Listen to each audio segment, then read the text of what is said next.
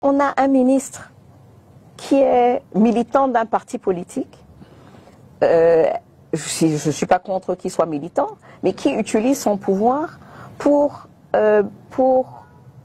casser les partis politiques d'opposition, pour casser la société civile. Et on ne peut pas évoluer comme ça. Vous pouvez pas.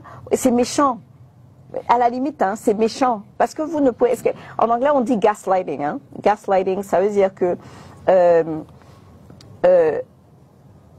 quand vous avez tort, et quand la personne, la victime, revendique ses torts, vous l'accusez. Vous l'accusez, et vous mettez le feu, vous mettez l'huile au feu. C'est gaslighting. On a l'impression qu'on est tout le temps avec un gouvernement qui nous gaslight. Qui dit que oui, vous souffrez, vous n'avez pas le droit de revendiquer. Moi, j'ai vu le jeune, l'année dernière, il y avait un jeune, j'oublie son nom, mais il était sur les réseaux sociaux, il avait exprimé son ras-le-bol. Il avait exprimé son ras-le-bol. On l'a arrêté. Est-ce que c'est normal? Est-ce que ce n'est pas normal d'exprimer son ras-le-bol? Vous allez voir que ce qui va changer, ce que je ne souhaite pas, c'est qu'il y ait un incident qui soit l'étincelle. Et que la colère qui est dans nos jeunes, parce que c'est une réelle colère, elle s'exprime pas par les réseaux sociaux, pas par les urnes, mais par la violence. Moi, c'est ma plus grosse crainte, c'est que nous avons une jeunesse qu'on n'écoute pas, qui n'existe pas. C'est-à-dire, il y a un ministère là, de la jeunesse qui ne devrait d'abord pas exister. Moi, je suis contre ce ministère, tout simplement parce que je pense que la jeunesse doit être intégrée et partie prenante de toutes les politiques, de tous les ministères. Et donc, quand on se fait un ministère, rien que pour la jeunesse, c'est pour les envoyer là-bas, pour qu'on se donne bonne conscience, parce qu'on a fait quelque chose pour eux.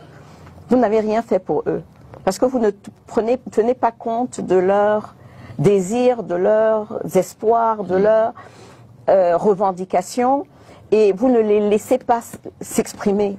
Et cette expression, elle va sortir. Ils vont s'exprimer d'une manière ou d'une autre. Et je souhaite vraiment qu'on n'arrive pas au point où ils vont s'exprimer par la violence. D'accord.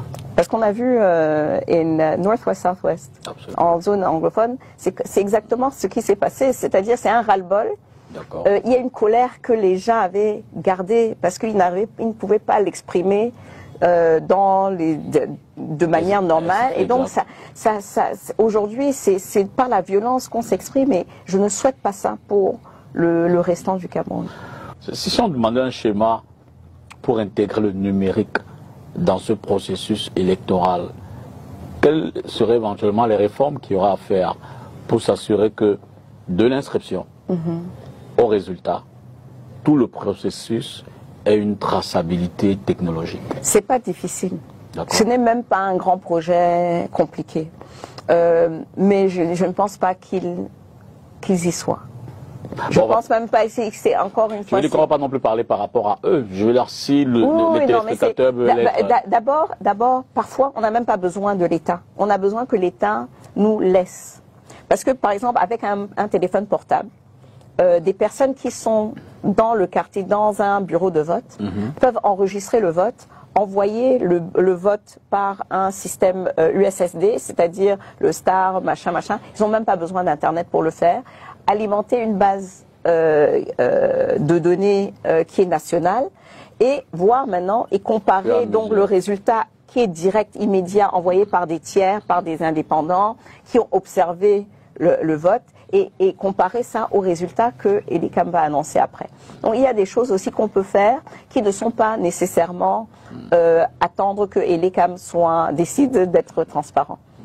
Et à votre niveau d'information, le système n'est pas en capacité de le faire, d'organiser les élections dans un processus entièrement numérique? Non. Ils n'ont pas la volonté. Il faut d'abord vouloir le faire. D'accord. Il faut d'abord vouloir le faire, et ils n'ont pas cette volonté. Trop de transparence pour eux, c'est pas bon. C'est pas bon, parce que en fait, c'est ça que la technologie apporte. C'est la transparence. Et on peut pas, you can't lie. Vous pouvez pas mentir à la machine. C'est-à-dire que si elle a enregistré, elle a enregistré. Et donc, avoir les PV écrits à la main qu'on peut brancher, on peut cacher, si on utilise par exemple la technologie de blockchain pour enregistrer les résultats, c'est très difficile. Après, vous allez faire comment pour changer ça? C'est très difficile. Et donc, c'est cette manque. Mais en l'état, quelle proposition feriez-vous donc pour s'assurer que le vote, le choix fait par les électeurs est le choix, que ça puisse être vérifié, que est le choix qui sera proclamé comme résultat? Disons qu'il y a plein de technologies et je vous dis que même en prenant des jeunes qui sortent de l'université, ils vous créent un système qui est très sécurisé et qui va en temps réel. Et c'est pour ça que je parle d'utiliser la technologie USSD. Parce qu'il y a des endroits où on n'a pas encore accès à l'Internet. Mais on peut recharger avec un téléphone normal. Il y a des systèmes déjà qui existent hein, dans plusieurs pays africains ou de plusieurs pays du monde. Ces systèmes existent. Mais je pense que nous, on peut développer un système qui nous est adapté. Mais il faudrait cette volonté. Je reste dans l'espoir. Et moi, je suis convaincue qu'avec un environnement qui est différent, le Cameroun peut être un des plus grands pays dans le monde. La vraie indépendance, je pense que ce sera cette année. Peu à peu, la fille aînée du renouveau s'émancipe et sort de sa caverne à quelques mois de la présidentielle 2025. Dans un mémo des partisans du changement du Grand Nord qui vient d'être publié, les premiers signataires, une vingtaine environ, dont Abdourahmane Amadou Baba, appellent les Camerounais épris du changement à fédérer les énergies pour enfin tourner la page des 43 ans du renouveau qui aura plongé le pays dans les profondeurs abyssales du sous-développement et de la misère. Il y a un ras-le-bol général dans la partie septentrionale, au niveau de toutes les couches sociales. Et je pense qu'aujourd'hui, personne n'imagine une autre alternative que le changement. Le Grand Nord, comme les autres régions d'ailleurs, ne constitue aucunement la préoccupation de la majorité présidentielle au regard des maux qui minent les populations.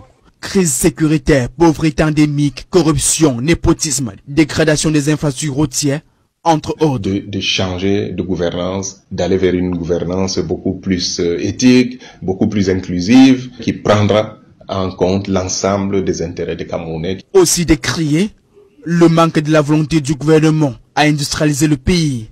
En plus de la disparition ou de la liquidation ces 4 dernières décennies de la quasi-totalité des grandes entreprises créées dans les années 70 et 80, tout comme l'abandon systématique des projets de développement agro-pastoraux initiés avant l'avènement du renouveau dans ces régions. Nous avons un pays potentiellement riche, alors que nous-mêmes, les Camerounais, nous sommes pauvres.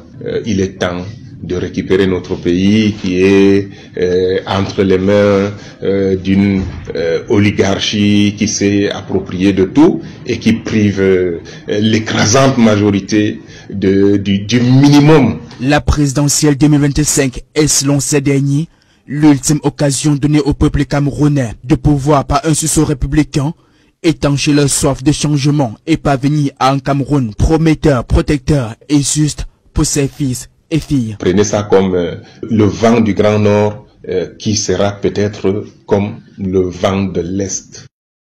Spécial. Qu'est-ce que le MRC propose concrètement pour mettre un terme à ces violences dans les deux provinces, dans les deux régions anglophones? Pour régler le problème anglophone, premièrement, il faut très rapidement libérer tous les détenus dans le cas de la crise anglophone. Je dis bien tous, y compris ceux qui ont été condamnés à perpétuité. C'est une crise politique, il faut régler politiquement et non pas par la justice. 2, négocier un cessez-le-feu avec les groupes armés. Non pas pour que l'armée camerounaise dépose ses armes, vous imaginez bien que je ne peux pas être favorable à ça, mais pour créer les conditions pour que les groupes armés déposent leurs armes.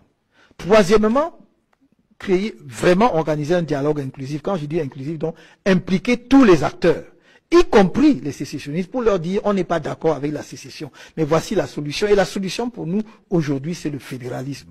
Il faut que l'État camerounais prenne la forme fédérale pour prendre en compte les aspirations des différentes régions, de ces différentes composantes, de façon à ce que l'on voit le dynamisme, n'est-ce pas, pluriel dont le peuple camerounais est capable.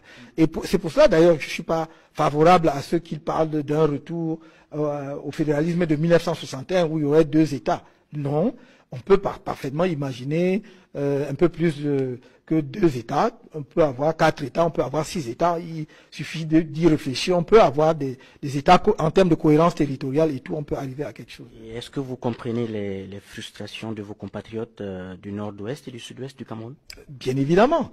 D'autant plus qu'on en est arrivé aux extrémités actuelles, n'est-ce pas, où des gens meurent, où l'armée camerounaise tire sur des populations camerounaises et où des groupes armés camerounais tirent sur des soldats camerounais. Parce que quand on parle, on oublie les soldats camerounais, des jeunes qui meurent à 25 ans, qui viennent de sortir d'une formation militaire, sont envoyés au front, qui meurent, qui laissent des veuves et des enfants. C'est tous des Camerounais, comme ceux des victimes innocentes des populations, qui ne sont ni des militaires ni des groupes armés dans le nord-ouest, qui sont décimés, qui fuient, qui sont des réfugiés. Donc, je comprends les frustrations, d'autant plus que nous en connaissons les origines et que l'on aurait pu éviter d'en arriver à la situation actuelle, c'est-à-dire à l'escalade que nous connaissons. Pourtant, ces compatriotes de ces deux régions sont accusés de nombreuses atrocités, des violences inouïes. Mais c'est ce que je dis. Quand vous dites les populations de ces régions, si vous m'avez suivi, j'ai parlé des groupes armés. Oui, il y a des groupes armés là-bas qui commettent des violences, mais c'est en réaction aussi à d'autres violences. Moi, j'ai dit tout à l'heure qu'il faut éviter de commencer à faire des distinctions entre les violences. Il faut condamner toutes les formes de violence. Et il ne faut pas croire que d'un côté, il y a une bonne violence et de l'autre, une mauvaise violence. Mais il ne faut pas aussi perdre de vue que c'est l'exaspération, c'est le manque de réaction du gouvernement qui a amené certains à atteindre des extrémités, qui amène les Camerounais d'ailleurs de différentes régions, de différentes composantes, à prendre des voies parfois violentes. Et c'est, je crois, le devoir d'un gouvernement de donner les réponses aux problèmes de ces populations, plutôt que de se mettre au même niveau de la population. Quand vous gouvernez, vous avez des instruments que les autres n'ont pas. Donc, le gouvernement peut parfaitement mettre un terme à la guerre, ce que les sécessionnistes ne peuvent pas faire de façon unilatérale, puisque tant qu'ils n'obtiennent pas quelque chose, ils seront obligés, parce qu'ils sont tenus par la base, par toutes sortes de groupes, de dire, bon, il faut qu'on continue de se battre. Dernière question, Maurice Kamto. Vous avez réclamé la libération de tous les prisonniers politiques, y compris les leaders sécessionnistes. Est-ce que vous êtes d'accord avec leurs revendications? Lesquels? Les sécessionnistes, Ayoub Tabé par exemple. Mais vous voulez que je dise ça comment? J'ai commencé en vous disant que la sécession n'est pas une option. Je l'ai dit. Vous voulez que je dise ça comment? Demander qu'on libère Ayoub Tabé ne veut pas dire que vous êtes partisan de la sécession. Je vais vous le rappeler. J'ai consacré plusieurs années de ma vie, presque 2 décennies de ma vie, c'est-à-dire presque 20 ans de ma vie, à travailler, à défendre l'intégrité territoriale de mon pays, pour aujourd'hui envisager que l'on puisse faire la sécession du Cameroun. Donc ne me demandez pas si le fait de demander la libération de Ayoub Tabé veut dire que je soutiens la sécession. Je ne sais pas d'où peut venir un tel amalgame. Si vous me dites que, parce que, excusez-moi de prendre cette comparaison, en Centrafrique, vous avez eu des groupes comme la Seleka et d'autres là, qui ont pris les armes et tout. À un moment donné, il ne faut pas qu'on les invite à s'asseoir pour discuter pour que la paix revienne en Centrafrique. Alors je me demande avec qui vous faites la paix. Voilà pourquoi j'ai dit qu'il faut libérer tout le monde, les amener autour d'une table, que l'on discute pour que chacun mette ce qu'il a dans le ventre sur la table et qu'on lui dise on ne peut pas la sécession parce que ce n'est pas une option. Mais voici en revanche ce que l'on peut faire pour créer les conditions qui permettent aux Camerounais de continuer ensemble au développement de leur pays. Donc vous serez prêt à rencontrer le président Biya comme vous l'aviez réclamé ou souhaité il y a quelques mois? Je l'ai toujours dit. Je pense que il n'y a là aucun mystère. J'ai travaillé quand même, il ne faut pas qu'on oublie, souvent j'ai travaillé comme membre de son gouvernement, même si je n'étais que ministre délégué, comme on dit. Donc c'est pas moi je n'ai jamais, je ne peins pas les gens en diable. Je dis vous n'êtes pas dans la bonne direction, ce n'est pas bon pour le pays. Non pas que je détienne la vérité, mais que je crois qu'on peut débattre pour que la vérité jaillisse. Mais si de l'autre côté vous n'avez que l'arrogance, la suffisance, la morgue, vous tendez le bras, on crache sur le bras. Ou la main. Enfin, vous tendez la main, pardon. La main, on crache sur la main. Qu'est-ce que vous faites? Vous refermez votre main. Quand le régime vous a mis en prison, vous ne leur en voulez pas? Non, absolument pas. Je suis comme cela. Et ça étonne beaucoup de gens parce que chacun est fait comme il est. Et c'est pour cela que je dis, j'aime mes compatriotes, y compris ceux qui m'insultent tous les jours, qui ne me connaissant pas disent n'importe quoi sur moi. Mais je les aime profondément. Et je le fais par conviction profonde, humaniste. Et j'ai dit tout à l'heure, il y a un jour, Je crois que quelqu'un m'a envoyé, parce que j'avais fait une émission sur une chaîne de télévision, et j'ai dit j'aime les Camerounais. Heureusement d'ailleurs, les Camerounais me le rendent bien même. Et qu'il y a quelqu'un qui m'a écrit un mail en disant, oui mais Kamto, tu as dit que tu aimes les Camerounais, mais je t'aime pas. Et moi je lui ai répondu, mais j'ai pas besoin de ton autorisation pour t'aimer, moi je t'aime quand même. Donc voilà. Bien, professeur Maurice Kamto, merci beaucoup. Merci.